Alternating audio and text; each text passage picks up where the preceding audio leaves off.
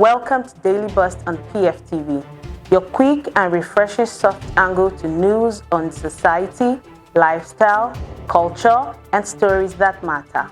I am Ami Nve.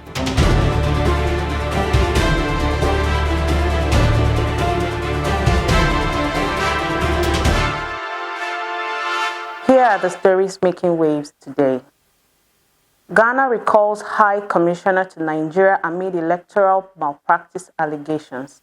Ignatius Ili reports. Ghana has recalled its High Commissioner to Nigeria, Baba Ahmed, amid growing concern over alleged electoral malpractice in Ayawaso East parliamentary primaries. The decision announced by Ghana's presidency takes effect immediately and is intended to protect the integrity of public office and avoid any perception of conflict or impropriety.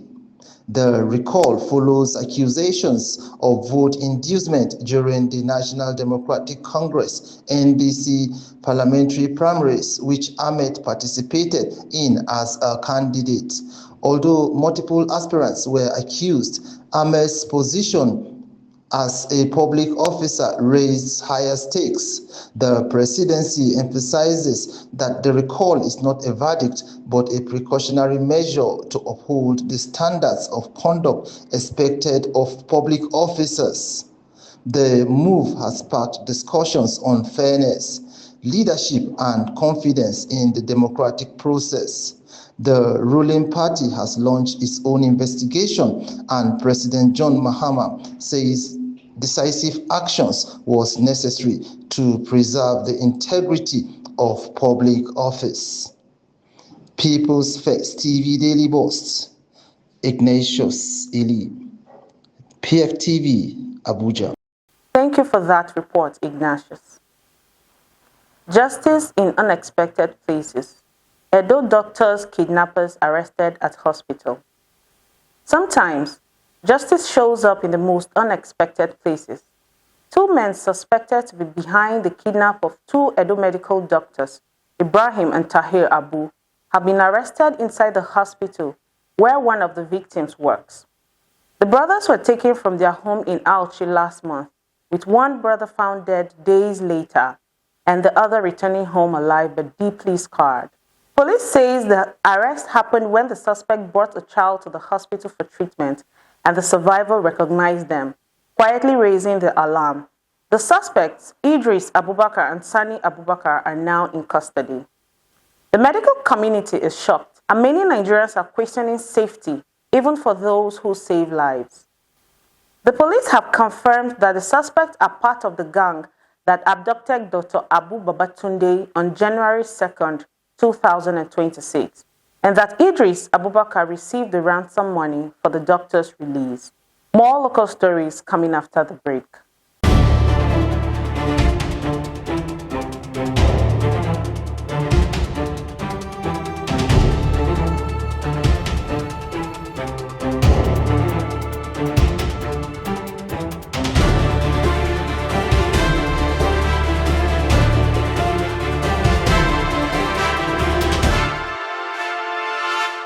More on our bulletin. Boko Haram sinister warning. A letter preceded Kwara massacre. Ignatius Ili has the story.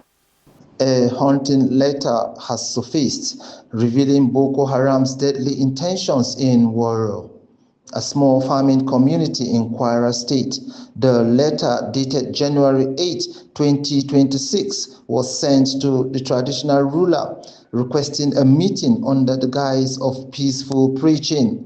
However, the community's warning to security agencies went unheeded, and 3 weeks later, gunmen stormed Woro, killing dozens, possibly hundreds of villagers.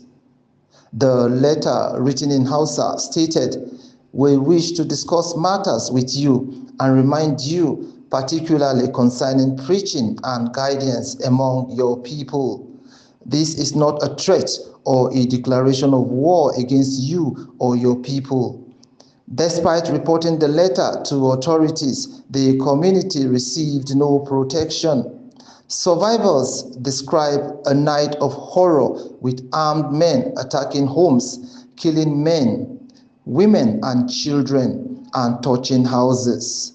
The attack has sparked outrage and raised questions about the government's response to early warning. Vice President Kashim Shettima has condemned the attack, and Governor Abdurrahman Abdulrazak has confirmed 75 deaths, although locals dispute the figure, insisting it exceeds 100. The incident highlights concern about security in Nigeria, particularly in the southwest region. Security expert warns that without coordinated efforts, extremist groups may entrench themselves in the area. People's First TV Daily Boast. Ignatius Eli, PfTV, Abuja. Thank you, Ignatius. On a sad note, gospel singer's tragic end. 4 die in Lagos Music Studio. The investigation into the deaths of gospel singer Matthew Ogundele and 3 crew members is ongoing, with 1 suspect already in custody. The victims, including Itunu Ogundele, Joseph Shanya, and blogger Matthew Owoshaya, Joe's TV, were found dead inside the music studio in Ajah, Lagos, after performing at a birthday praise event. Police say the studio was locked from the inside, with no signs of violence or forced entry. The victims had bloodstains around their noses, ears, and mouths, sparking speculation about the cause of death. Authorities are awaiting autopsy results to determine the exact cause. Possible causes being considered include suffocation from a generator placed near the studio door. The police have transferred the case to the State Criminal Investigation Department, CID, for further investigation. On an exciting note, badminton tournament in Abuja. From fast smashes to lightning footwork, it was an exciting day of badminton action in Abuja. Teams from the Military Pension Board and Life Camp Badminton Club were head-to-head in a friendly but fiercely competitive tournament. Our correspondent brings us the highlights. Patience Ikyo, over to you. Hello. It is so exciting for me today to be at Life Camp Badminton Club venue, where there was a tournament between the Life Camp Badminton Club and the Military Pension Board Club. Military Pension Board Badminton Club to Life Camp. You're home, away from home. So enjoy yourself, feel free. Badminton may look calm at first glance, but inside this hall, the energy was anything but quiet. Players from both clubs arrived early, stretching, practicing their swings and sizing up the competition.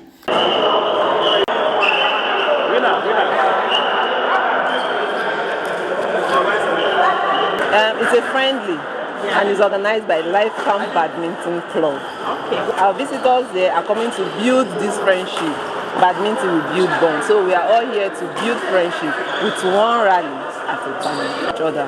Most of us have not seen before, we don't know each other, but here we are under one umbrella, badminton. Once the games began, it was speed, precision, and stamina on display.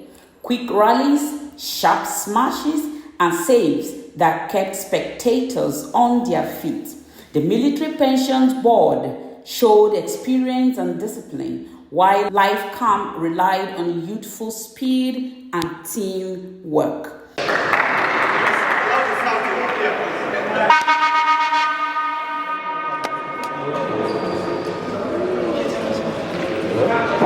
Families, friends, and supporters filled the stand, turning the friendly tournament into a lively community event. Beyond competition, it was about fitness, bonding, and healthy living. You know, sports helps you to keep you fit, and as you exercise, most of your organs are brought to test, so it helps you to stay healthy. And when you have some challenges in your body as you exercise, it begins to come out, so you'll be able to treat them. Club, we want to do this as often as we can to establish that relationship that will really carry us higher and boost the game of badminton. The double matches proved the most intense, but with long rallies, testing endurance and coordination. Each point drew louder cheers.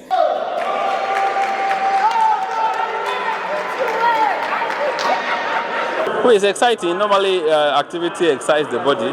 So when you win, the spirit is also high and excited. So the excitement is more with winning. The game started well. Honestly, the second game I was not expecting it. I just lose control. But at least we still did something. Nothing special, nothing spiritual. We are just naturally unbeatable.